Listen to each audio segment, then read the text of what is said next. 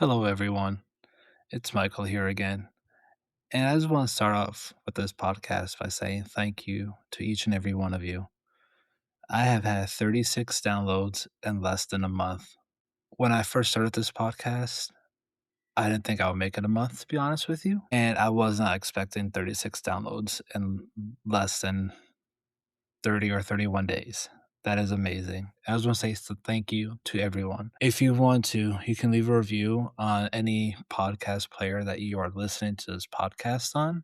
I would greatly appreciate it. And that will possibly help spread the word around to other people who might need to hear these messages. So today's episode is just going to be about where do I start?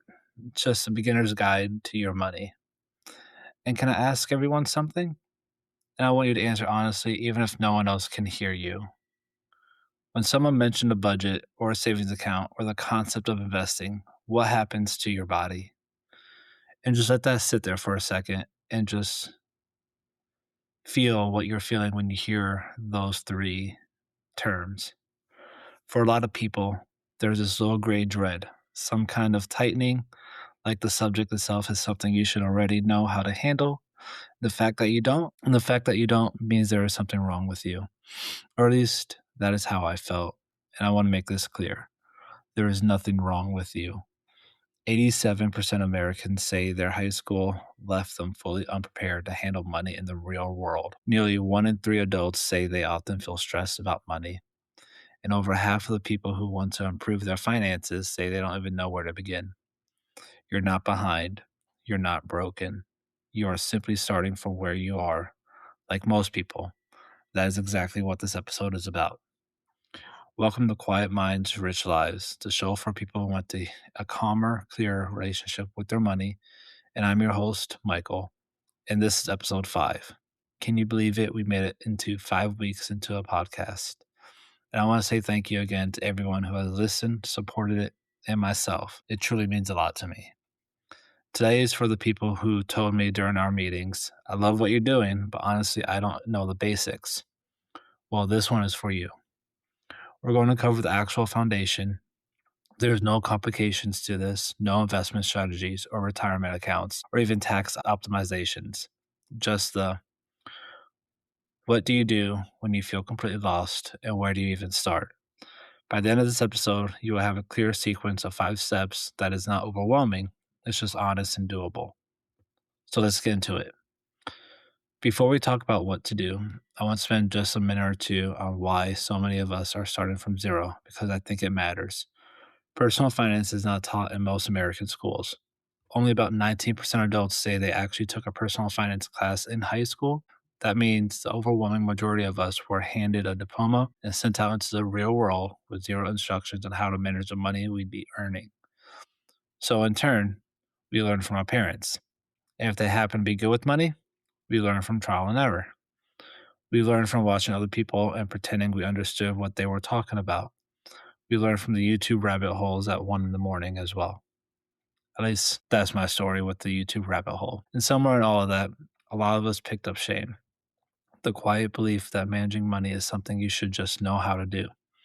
That if you're confused, it means you're irresponsible or not smart enough, or that you've already messed up too badly to start. None of that is true. Think about it like this. Imagine you were handed the keys to a car and told to drive it across the country, but you'd never been given a single driving lesson. Then you got into a fender bender. People acted like the accident was a character flaw. That's essentially what we do in this country when it comes to money. So if you're listening and you're feeling behind, you weren't given the same map everyone else was. You're not bad at directions. You just never had the map. Today, we are going to be drawing it. So here's the first step. I want to warn you before I say this. It might feel uncomfortable, and that's okay. We're going to be gentle with it. Step 1 is to look at where you are, not where you wish you were, not where you think you should be, but where you are right now, today. That means 3 things. First, know what's coming. When does money actually land in your account every month? Not what you're supposed to make, not gross income. What actually hits your bank account after taxes and deductions. Second, know what is going out. This is a part most people avoid. Every subscription, every coffee run, every automatic payment, every credit card charge, all of it. Third, know what you owe. Credit card balances, student loans, car payments, any debt. Just write the number down. You don't have to solve it today, but you have to know it. And I know the last one can be scary. There's a reason we avoid looking at debt. It feels like proof of failure. However, here's the thing I want you to hold on to. You cannot treat a wound you won't look at. The number on that screen or piece of paper or whatever it is you're looking at is just information. It's not a verdict of your own worth as a person. It's just a starting point. Spend 1 hour a week doing this. Sit down with your bank app, your credit card statements, and a notepad. Just document the reality, income, expenses, debts. That's it. That's the first step. The second step is doing the word everyone dreads, and that's budgeting. I think the reason people hate budgets is because they assume budgeting means punishment. They're built to be restrictive, they're built around guilt. And when you go over $14 on takeout on Tuesday, the whole thing collapses and you feel like a failure again. So, how do we correct this behavior? Let's reframe this completely. A budget is actually not a cage, it's a plan. If you're deciding in advance where your money goes instead of looking at the back end of the month wondering where it went. There are a lot of budgeting methods out there apps, spreadsheets, envelopes, all of it. But you're just starting out. I want to give you the simplest possible framework, the 50-30-20 rule. Here's how it works 50% of your take home pay goes to needs. That's rent, groceries, utilities, transportation, insurance, just things you can't skip. 30% goes towards wants. That's dining out, streaming services, hobbies, the things that make life enjoyable but aren't survivable. And then there's 20% that goes towards your future self, savings, debt repayment, or investing. Now, I can hear you now. If you live in a high cost city or you're dealing with significant debt, that 50-30-20 rule might not be your reality right now. Maybe your needs are taking 65%. Maybe your wants needs to shrink down to 10% for a season. That's okay. The point of a framework isn't to be perfect, it's to be intentional. It gives you a lens to look through. Start by tracking your spending for just 1 month. You don't need a fancy app, although there are great free ones like YNAB. However, you can use a Google Sheet. This is what I give to my clients if they book with me, or I also sell on Etsy. You can also use a note app on your phone. The tool doesn't matter, the awareness does. When you see where your money is actually going, you can start making decisions, not from guilt, but from information. I know what some of you are thinking. I want to get out of this debt. Should I be throwing every extra dollar at my debt? Maybe, eventually. But this next step is critical. Before you actively pay down debt, before you invest a single dollar, you need to build a small emergency fund. Here is why. Nearly 1 in 5 Americans say they couldn't come up with thousands of dollars in cash within 24 hours if they needed it. That means for millions of people, a single unexpected event, a car repair, a medical bill, a broken appliance, this instantly becomes new debt. You can fix the old emergency on a credit card, and now you're deeper in the hole than where you started. But an emergency fund is the thing that breaks that cycle. Your first goal is $1,000. That's it, just $1,000. Sitting in a high yield savings account, untouched, not invested, not in the market, just letting it be boring, safe, and accessible. Why a high yield savings account, or what you might know it as the HYSA?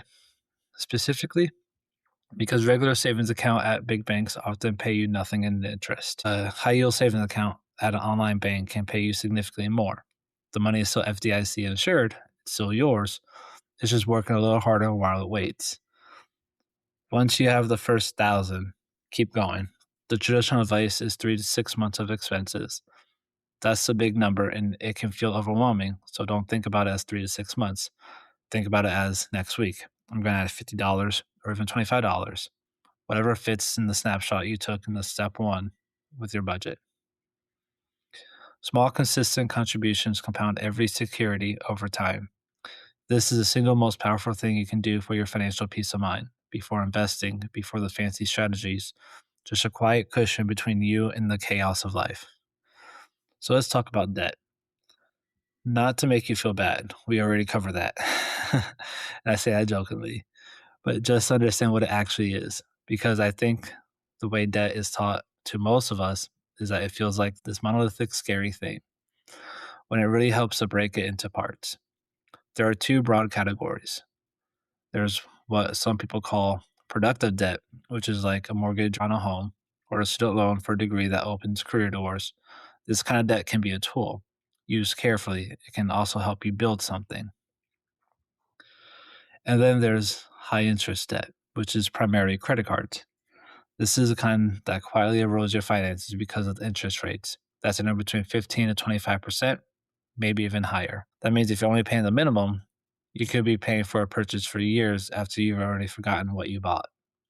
So here's a framework. Once you have your starter emergency fund in place, start targeting your high interest debt first. This is called the avalanche method.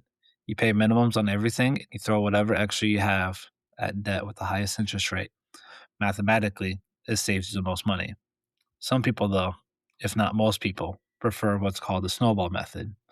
This is where you pay off the smallest balance first, regardless of interest rates. You get quicker wins. That feeling of paying something off entirely can be motivating enough to keep you going. Neither method is wrong. The best strategy is the one you actually stick to. The key to this is don't ignore it.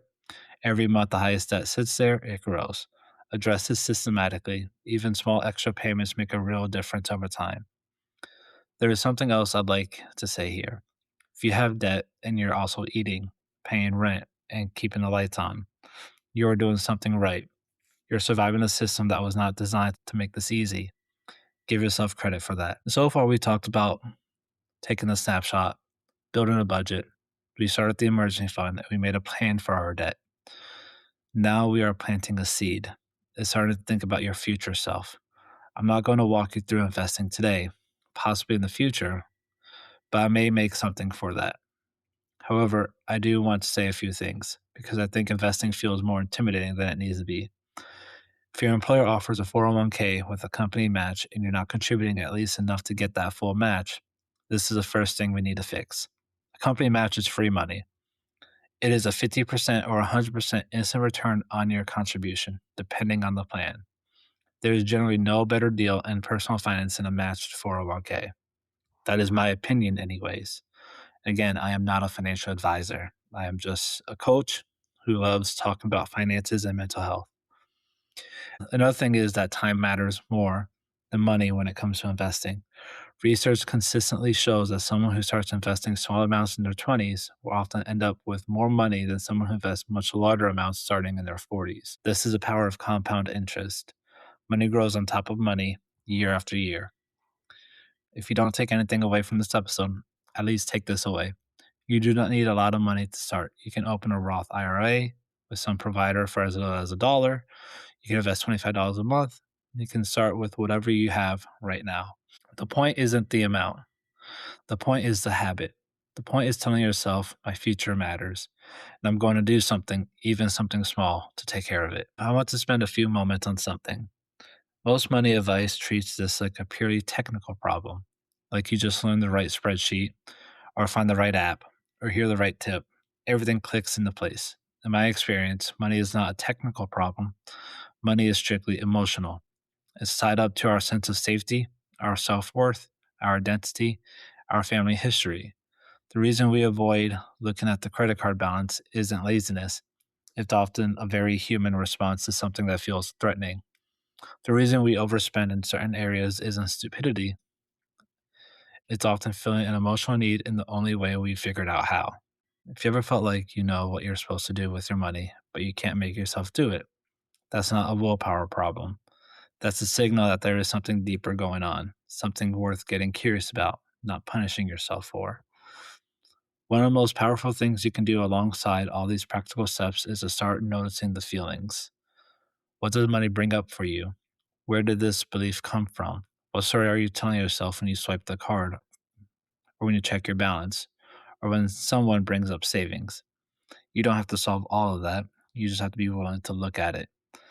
The quiet mind I talk about in this show's name, it doesn't come from having the perfect financial plan. It comes from having an honest relationship with where you are and a gentle intention towards where you want to go. That's available to you right now at any income level. So if you're feeling lost about money, here's your sequence. There are 5 steps. You don't have to do all of them this week. You don't have to be perfect. You just have to start. Your one action this week, just one, is to sit down, take that honest snapshot from step one, set a timer for an hour, make a cup of coffee or tea, open your bank app and your credit card statements, and write down the numbers. You don't have to fix anything this week. You just have to see it clearly. The act of looking with honesty and no judgment is the beginning of everything. Thank you so much for being here. If this episode inspired you or helped you, please share it with anyone who might be standing at the same starting line. We're all learning together. I'll see you next week on Quiet Minds, Rich Lives. Take care, everyone.